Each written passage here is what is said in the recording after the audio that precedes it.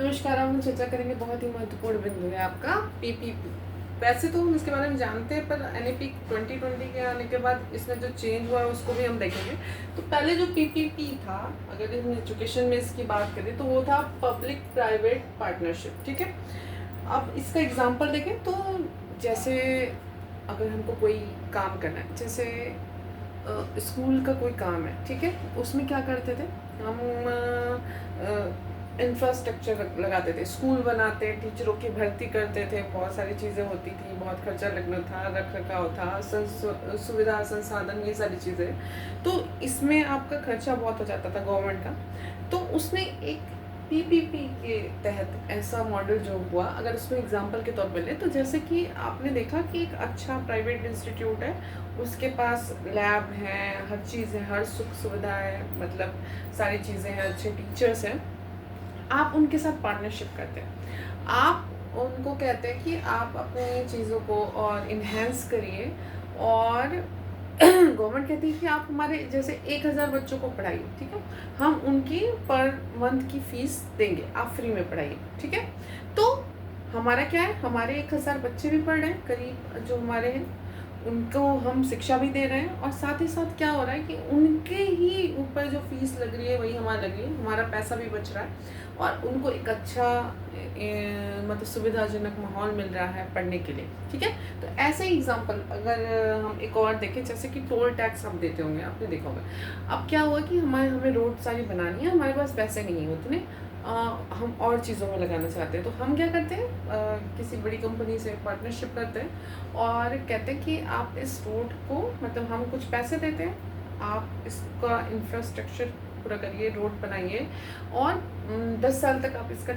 Toll tax लीजिएगा। ठीक है, तो क्या करता है कि वो जो कंपनी होती है वो पूरी रोड अपना पैसा लगा के, और जो भी चाहिए होता है, पूरी रोड बनाती है, हाईवे बनाती है, उस पर टोल टैक्स जो होता है उसको मुनाफा होता है, मतलब वो अपने कुछ पैसे बचाती है, और 20 साल तक वो जितना टोल टैक्स कमाएगी उसका फ़ायदा होगा।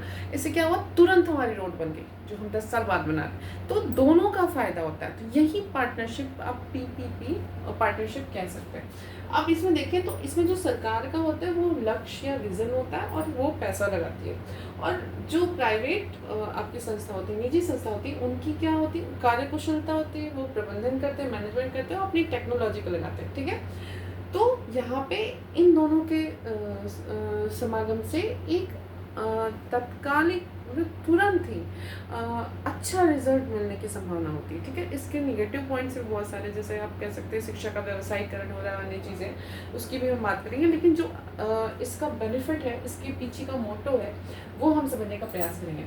इससे सरकार ने ये माना कि गुणवत्ता में उसके सुधार होता है, ठीक है, आर्थिक बोझ कम हो रहा है, और जवाबदेही भी रह रही है। और यहाँ पर इसका नेगेटिव पॉइंट है कि ये व्यवसायीकरण हो रहा है, एक तरह से शिक्षा का समानता का हनन हो रहा है। ठीक है, राज्य की जिम्मेदारी से पीछे हटना हो रहा है, और दक्षता बनाम समानता का यहाँ पे मैटर उठता है। तो ये आपका बहुत ही महत्वपूर्ण पॉइंट है, आप समझने का प्रयास करिए। इसमें क्या क्या करते हैं, ये इंफ्रास्ट्रक्चर जो अवसंरचना होती है उसको देखते हैं, प्रबंधन देखते हैं, को सब्सिडी गवर्नमेंट देती है, ठीक है, और सेवा आउटसोर्सिंग से भी ये लेते हैं, ठीक है, और अपनी चीज़ों को और ज़्यादा इन्हांस करते हैं।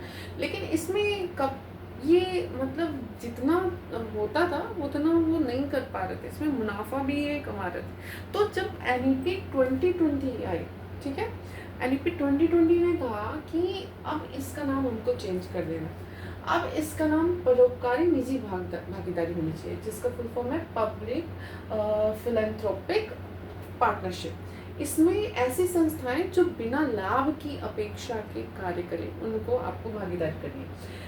फिर उन्होंने कहा ऐसी जो संस्थाएं होंगी उनका मूल्यांकन कैसे करना है, तो स्वतंत्र एजेंसी से आपको मूल्यांकन कराना है, क्योंकि अपने अधिकारियों पे उतना ट्रस्ट नहीं होगा कि हाँ हम अपने से ही करा रहे तो हम तो दिखाएंगे कि अच्छा है। ठीक है, फिर प्रदर्शन आधारित भुगतान होगा, जैसा रिजल्ट निकालेंगे वैसा भुगतान होगा, और डिजिटल ट्रैकिंग इनकी की जाएगी।